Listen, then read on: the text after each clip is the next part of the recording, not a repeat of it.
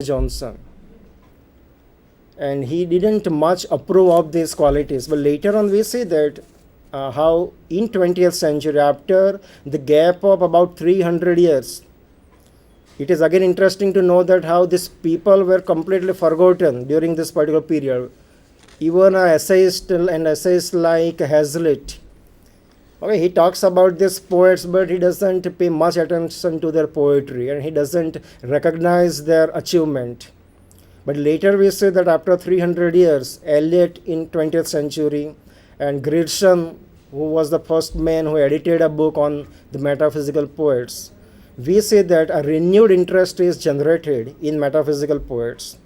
And later on we see that how Eliot talks about what he calls the unification of sensibility in the metaphysical poetry, and how some poets, the neoclassicists or the romantics, how they lacked this unification of sensibility in their poetry, and how what Eliot says dissociation of sensibility entered English poetry in 18th century or in 19th century. And we see that how the 20th century poetry is very much like the metaphysical poetry, because there Eliot finds unification of sensibility. The poetry is exposed to different experiences. The experiences are no longer monolithic. It is not one experience that we have. The sentiment, metaphysical sensibility, what we call the whole idea of sensibility, is not one sensibility. Okay, it is not unified in other terms. So we see that later. Now, after talking about this particular genre of poetry and some introduction, basic introduction about the metaphysical poets and how they came into the recognition later after their death. Okay, we now talk about the major metaphysical poets, and my colleague Dr. Chaitanya Desai will now talk about them. Well, Bhavin Bhai has prepared a nice background for me to talk further. We shall see who the major metaphysical poets were.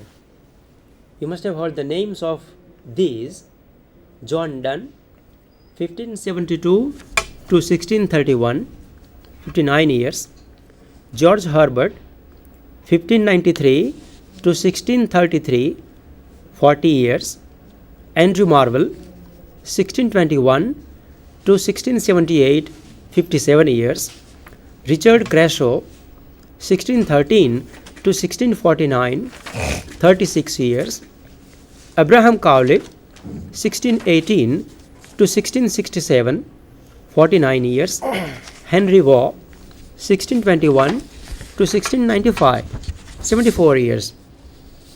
Thus, these major metaphysical poets belong to the average or young age group of people. Now, let us enumerate the qualities or characteristic features of metaphysical poets, which are very important to remember and understand from the point of view of examination also. They are: number 1, metaphysical conceit; number 2, argumentative structure; 3, dramatic and colloquial mode of utterance; number 4, paradox; 5, wit and humor; 6, depiction of love in metaphysical poetry; 7, religion and God in metaphysical poetry; secular strain, use of imagery, unification of sensibility. Now let us take up these features of metaphysical poems one by one. The first one would be, as it is there on the screen, what is metaphysical conceit? Before we look into metaphysical conceit, we should get an idea of what conceit is. Dear friends, the word conceit has derived from Latin concepto, conceptus, or concept. It was used as a synonym for thought and as roughly equivalent to concept, idea, and conception. It might also denote a fanciful supposition an ingenious act of deception or a witty, clever remark or idea. As a literary term, conceit denotes a fairly elaborate figurative device of a fanciful kind which often incorporates metaphor, simile, hyperbole, oxymoron, and which is intended to surprise and delight by its wit and clever inventiveness. The pleasure we get from many conceits is intellectual rather than sensuous. A conceit is a comparison between two things which are in fact very unlike. Now, metaphysical conceit means an extended metaphor that combines two vast dissimilar ideas into a single idea, often using imagery. Conceits are far fetched and far flung because they are references and allusions to commerce, science, law, exploration, the court, anatomy, astronomy, etc. Now we have examples also. The first one is from Donne's poem Sun Rising. The line is, both the Indians of spice and mind. Second is from Donne's A Valediction Forbidding Mourning. If they are two so, as stiff wind compasses are two. Thy soul, the fixed foot, makes no show to move, but doth if the other do. Next quality of metaphysical poetry is argumentative structure. The use of conjunctions and conditional phrases in the lines of poetry gives it an argumentative touch, as we do have in debates. We have in the poem of Marvell to his coy mistress the structure had we, but, now, therefore. I quote another poem by Donne, A Valediction Forbidding Mourning. The structure is as, so, but, therefore. In arguments, we bring in analogies, similarities, proofs, and explanations. In Donne's poetry, Death Be Not Proud, Donne provides arguments why death should not be proud. Now, the next quality is dramatic and colloquial mood of utterance.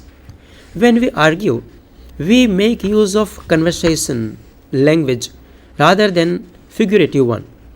Words which are typically poetic are avoided by metaphysical poets because such words possess accumulated emotion and may awaken in us dormant emotions and memories. The poem often describes a dramatic event rather than being a reverie, a thought, or contemplation. Its diction is simple and usually direct. Verbosity and high sounded words are avoided. However, such a simplicity of diction becomes difficult to understand. The verse is occasionally rough, like speech, rather than written in perfect meter. Chaitanya bhai, I would like to add one thing here. Yeah. When we talk about the dramatic and colloquial mode of utterance seen in the metaphysical poetry, now we see that this is the age of drama also. Shakespeare was there, his presence is felt, and it has been seen that, observed by many critics, that Donne was a frequent goer to theatres when he was young. So the effect of the drama is at the back of his mind, and that's why the dramatic opening, okay, in many poems we will see later. Yeah, it is. So we see that this is one of the reasons why the metaphysical poetry is dramatic also, colloquial also. Okay, the way language is now rapidly changing. Okay, now it is coming out of the clutches of the courtly language or the courtly mode of speaking, a very formal structure that the language had earlier. And that's why we see that later on it becomes colloquial, and perhaps the metaphysicals perhaps anticipate the romantics as far as the colloquial language is concerned, because again in 19th century again we have this type of colloquialism used in English literature, especially poetry.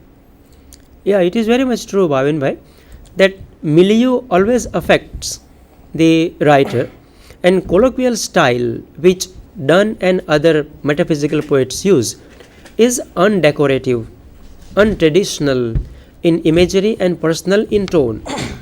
The poets prefer words in everyday use, the natural language of men, as you said. We have examples. In Donne's canonization, for God's sake, hold your tongue and let me love. Now, what is this? This is purely colloquial. Donne in another poetry song, go and catch a falling star. Get with a child, mandrake root. I struck the board and cried, no more I will abroad. Herbert in the Collar. The sun is addressed as busy old fool by Donne in his Sun Rising. Thus, colloquial mood is always there. Now, the important quality of metaphysical poetry is also paradox. Paradox is an apparently self-contradictory statement which turns out to have a valid meaning.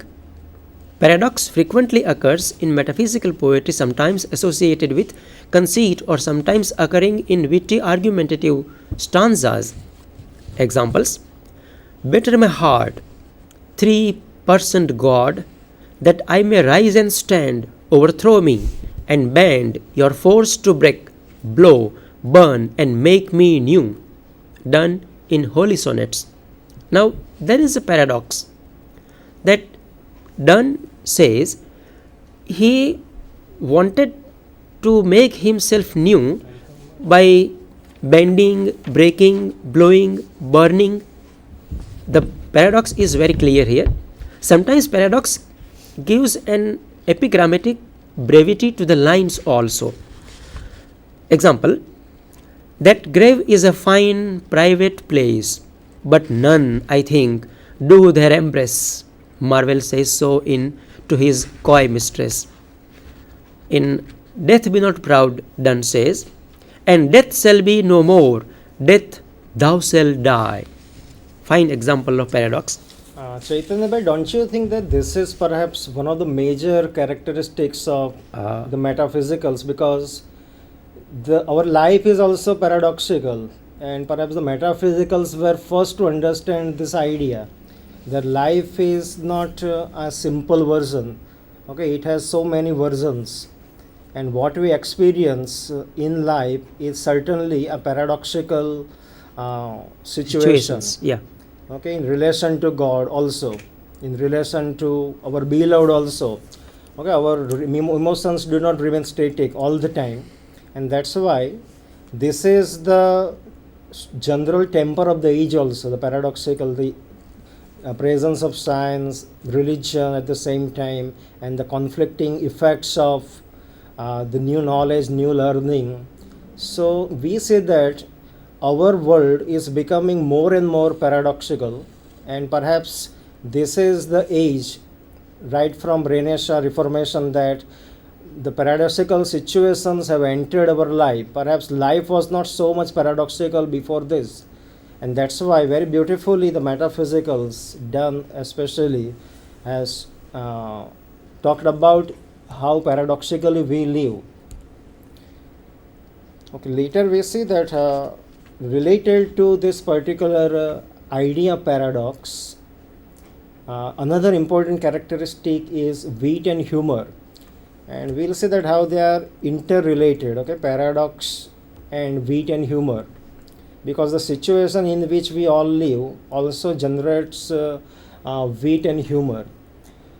So these people are very famous for the conceits, as we all know, and we say that conceits actually they are nothing but the new ideas. Okay, they emerge from the novelty of ideas, and the age provides the novelty of ideas.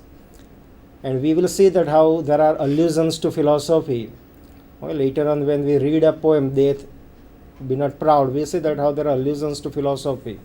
In many other poems, there are allusions to medicine, commerce, religion, etc. And all these things together make a poem witty. The dramatic opening of poem, when in sun rising, the way Donne addresses the sun, we see that how the lovers are disturbed by the presence of the sun in the morning. So this type of dramatic opening and the use of colloquial language together, they make the entire poem witty. And the whole idea of wit is again important because it includes the reason also. Wit is not simple humor perhaps, but it is intellectual humor also. And that's why you must have some sense of the world in which you live. Right? This is again very important as far as the metaphysicals are concerned. Now, depiction of love is one of the major metaphysical characteristics. And we see that how love is depicted in the poetry. Now we see that how we have poems written by Donne. We will say that how poets like Vaux or poets like Marvell, okay, they have talked about, they have written love poems, and we see that there are normally we see two types of love poems. Number one is passionate love poems of John Donne, and on the other hand you have dispassionate love poems of Andrew Marvell. On your screen you can see some examples of Donne's poems. The Good Morrow, for example, The Sun Rising, The Anniversary, A Valediction Forbidding Morning. All these are again very popular poems, and they have been anthologized in every text perhaps of poetry. And we see that in these poems we see a very passionate